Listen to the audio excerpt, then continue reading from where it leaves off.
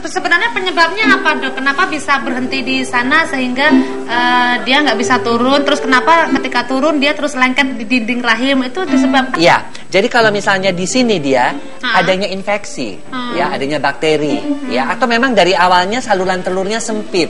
Nah, biasanya kalau dia tidak berkembang, kalau ketahuan sejak dini, biasanya kita laparoskopi, diambillah hamil di sini supaya tidak pecah saluran telurnya. Ya, Dok, ya, disedot. Ya, disedot. Karena kalau sampai pecah, dia berarti tinggal satu saluran telurnya. Kalau yang di luar kandungan beda. Ini yang tadi yang di luar kandungan, hanya di luar kandungan. Nah, kalau hamil anggur di sini dia tetap, cuman dia tumbuhnya bukan menjadi bayi, tapi butiran-butiran yang dikenal dengan mola hidatidosa. Butiran-butiran seperti anggur penuh-penuh, kalau disedot itu keluar betul-betul seperti anggur.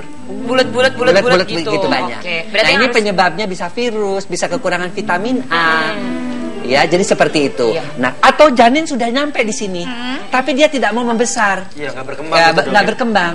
Kenapa? Kekurangan protein, terlalu ketat dietnya, terlalu capek, ya kan? Kelainan kromosom, macam-macam. Bisa terjadi seperti itu.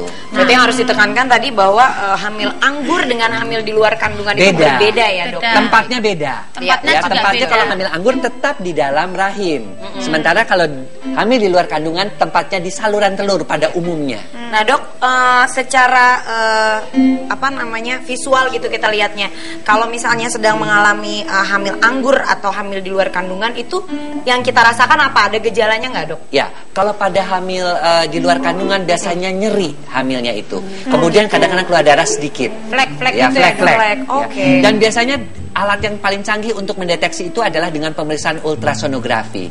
Dengan USG akan kelihatan bahwa hamilnya kok nggak di dalam rahim, kok di luar rahim. Langsung buru-buru dilakukan laparoskopi, disedot supaya tidak sempat pecah. Kalau pecah akibatnya apa, Dok? Kalau sampai pecah itu perdarahan hebat dan kemudian ini sudah rusak saluran telurnya.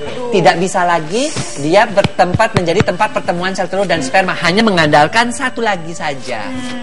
Jadi kemungkinan untuk hamil yang keduanya menjadi sulit, lebih kecil.